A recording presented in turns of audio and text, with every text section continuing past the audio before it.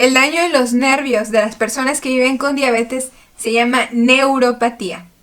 Yo soy la doctora Suraima Corona y quiero que me acompañes en este video porque te voy a enseñar qué es la neuropatía diabética y cómo puedes lograr deshacerte de ella. En realidad, se trata de un grupo de alteraciones que afectan a las neuronas de su cuerpo. Se llama en realidad neuropatías. No solamente es un solo tipo de neuropatía.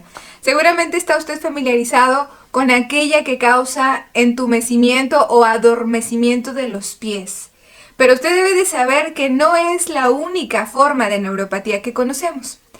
Hoy sabemos que existen muchos otros tipos. Sobre todo porque hay síntomas que puede estar usted experimentando, pero que no son bien identificados como una neuropatía diabética. Hoy se los voy a platicar para que pueda orientar mejor su diagnóstico y también su tratamiento. Hoy están tipificados 4 tipos de neuropatías distintas. La periférica, con la que seguramente está usted familiarizado. También está la neuropatía autonómica, o también conocida como disautonómica. Está la neuropatía proximal y la neuropatía focal. Escuche con atención porque tal vez ese síntoma que usted tiene persistente y que no ha podido tratarle pueda deberse a una neuropatía autonómica, proximal o focal y no necesariamente periférica. La neuropatía periférica afecta comúnmente a los pies, a ambos pies.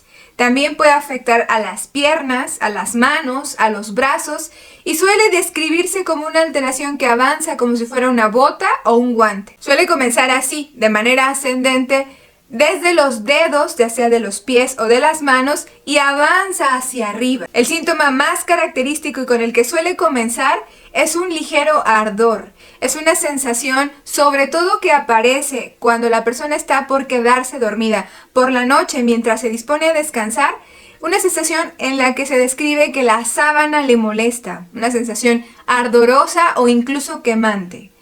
Esta neuropatía periférica puede progresar cuando no es atendida a tiempo hacia debilitar los músculos de las piernas, incluso provocar parálisis, pasando por dolor intenso, dolor insoportable, que lleva al paciente muchas veces a ser multivisitador de los servicios de salud o a solicitar constantemente atención para calmar el dolor intenso. La neuropatía autónoma puede afectar sobre todo, y es muy evidente, el sistema digestivo. Es responsable de la conocida gastroparesia o de la alteración en la forma en la que funciona su intestino.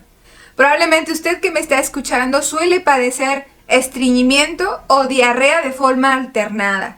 Y esto puede significar una neuropatía autonómica o disautonómica. Y es importante que cuando vaya con su médico se lo comente para que le pueda ofrecer un tratamiento específico en este sentido.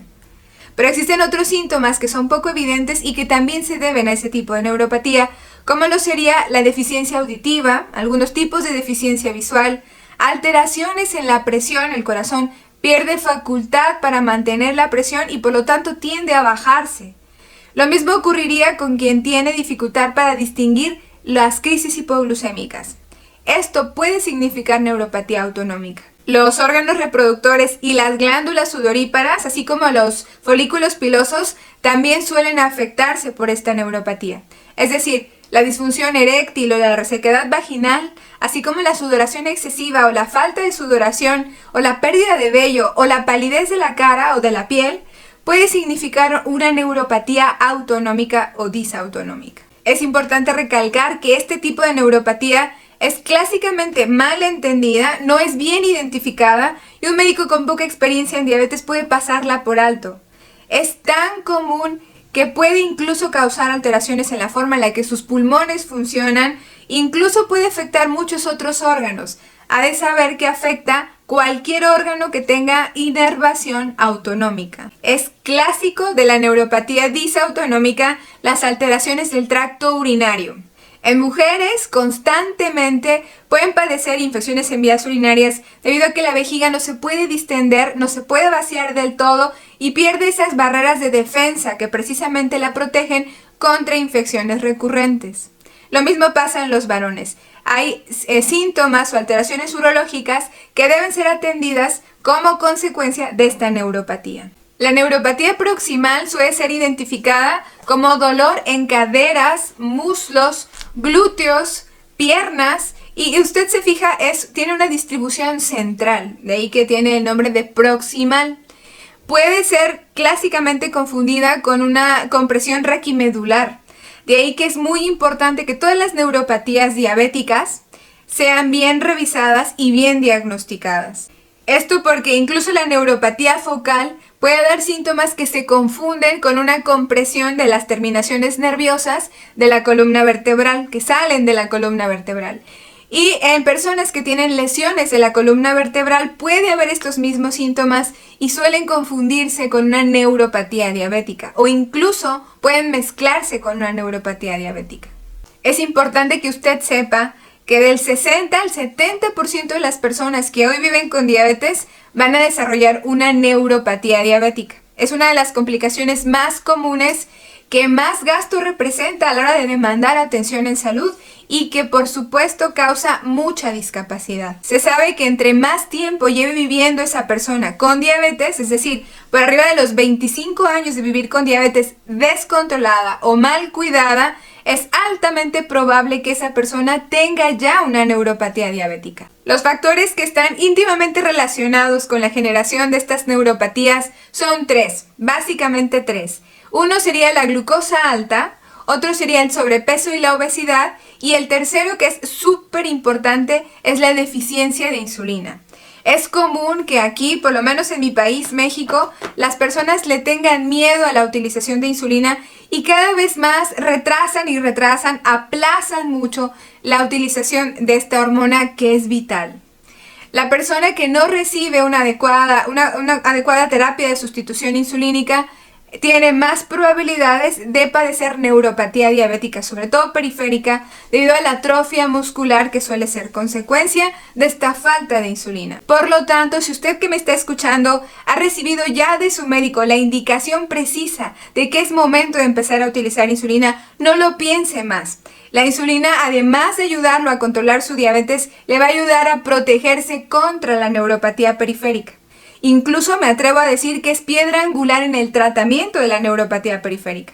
Esto porque los músculos contribuyen a mantener la neuroplasticidad celular. Así, de esta manera, cuando usted recupera masa muscular, tiene mayor probabilidad de recuperar una adecuada función neurológica. Por lo tanto, considérelo de esta manera. Si hoy usted está padeciendo neuropatía periférica, debe forzosamente lograr que sus músculos estén sanos, incluso incluirse en una terapia de rehabilitación. Pero ¿cuál es el tratamiento de todos estos tipos de neuropatía diabética que te he platicado? Pues en realidad tenemos un arsenal para tratarlas corto, no tenemos mucho material, no tenemos muchas opciones para tratarla. Se ha hablado del ácido alfa-lipoico, se ha hablado de algunos neurolépticos como la pregabalina, incluso algunos antidepresivos como la duloxetina.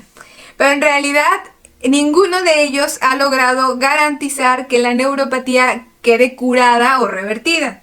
Entonces, el enfoque terapéutico que hoy estamos buscando es lograr prevenirlas. Si tú que me estás escuchando vives con diabetes y no le estás poniendo mucha atención, es momento que pienses en evitar la temida neuropatía. La mejor manera de hacerlo es a través de lograr un control estricto, un control real de tu diabetes para que así nunca se convierta en una neuropatía diabética.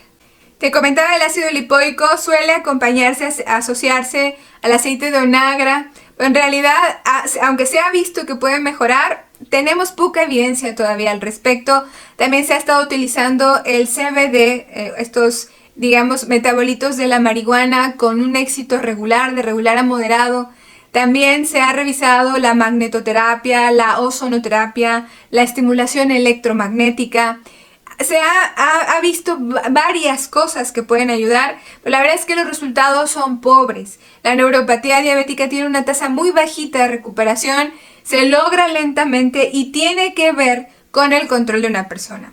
De ya te digo, en mi experiencia, que quien vive con neuropatía diabética puede controlarla bien, yo me atrevo a decir muy bien, con paciencia y logrando que su diabetes esté perfectamente bien controlada. Y hago hincapié en esto porque a veces para unas personas controlarla significa amanecer con glucosas en 105, 110, pero no vuelven a revisar su glucosa durante todo el día, no se hacen análisis de laboratorio, no conocen la hemoglobina glucosilada y tampoco conocen su variabilidad glucémica diaria. Entonces, pues realmente así no sabemos si esa persona está o no controlada. Acuérdate que tu rango normal va a depender de tu edad y es designada por tu médico. Entonces, si tú todavía no sabes cuál es tu rango normal, pues entonces difícilmente vas a saber cuándo sí estás en control y cuándo no. Tienes que ser muy específico en tu próxima consulta para que tu médico te pueda indicar cuáles son los números ideales, los números meta, para que tu neuropatía quede bien controlada. Otros factores como la deficiencia de complejo B o te decía, el sobrepeso y la obesidad pueden afectar seriamente los síntomas o acelerar el proceso. Por eso, darte una buena suplementación de complejo B y además tener como meta principal perder peso puede ser de gran ayuda. Yo sé que en este sentido te van a quedar muchísimas dudas. Por favor, estate pendiente de los próximos videos que voy a sacar porque segura estoy que voy a estar regalándote actualizaciones al respecto de la neuropatía diabética.